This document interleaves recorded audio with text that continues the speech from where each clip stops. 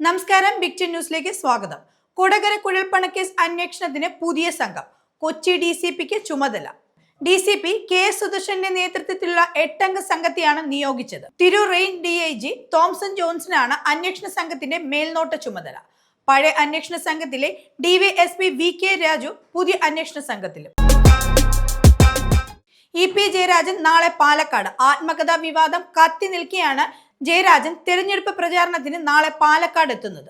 ആത്മകഥയിലെ സരിനെതിരായ പരാമർശത്തിന് പിന്നാലെയാണ് CPM നീക്കം.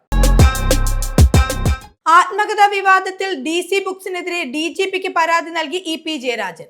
താൻ എഴുതാത്ത കാര്യങ്ങളാണ് പ്രസിദ്ധീകരിച്ചു വന്നതെന്നും ഇതിനെതിരെ നിയമ നടപടി സ്വീകരിക്കുമെന്നുമാണ് EP ജയരാജൻ വ്യക്തമാക്കിയത്. പൊന്നാനി പീഡന പരാതിയിൽ പോലീസ് ഉദ്യോഗസ്ഥർക്കെതിരെ കേസ് എടുക്കാനുള്ള ഉത്തരവ് ഹൈക്കോടതി റദ്ദാക്കി.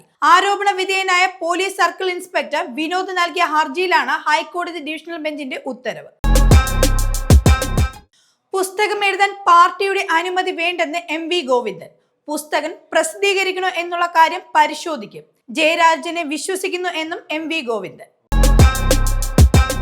ശബരിമല തീർത്ഥാടകർക്കായി പ്രത്യേക കാലാവസ്ഥാ പ്രവചനവുമായി തിരുവനന്തപുരം കാലാവസ്ഥാ നിരീക്ഷണ കേന്ദ്രം. സന്നിധാനം, പമ്പ, നിലയ്ക്കൽ എന്നിങ്ങനെ 3 സ്റ്റേഷനുകളിലായി തിരിച്ചാണ് പ്രവചനം നടത്തുന്നത്. ഉപതെരഞ്ഞെടുപ്പ് നടക്കുന്ന ചേലക്കരയിൽ വാർത്താ സമ്മേളനം നടത്തി PV അൻവർ. അൻവർക്കെതിരെ കേസെടുക്കാൻ കളക്ടറുടെ നിർദ്ദേശം.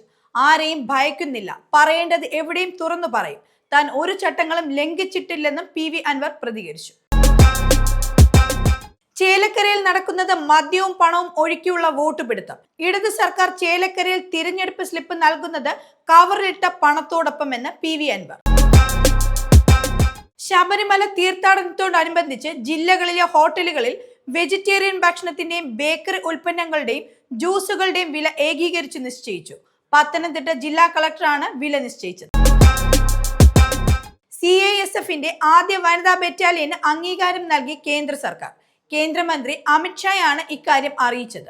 ആദ്യ ഓൾ വിമൻസ് ബറ്റാലിയൻ സ്ഥാപിക്കാൻ മോദി സർക്കാർ അംഗീകാരം നൽകിയതായി അദ്ദേഹം അറിയിച്ചു.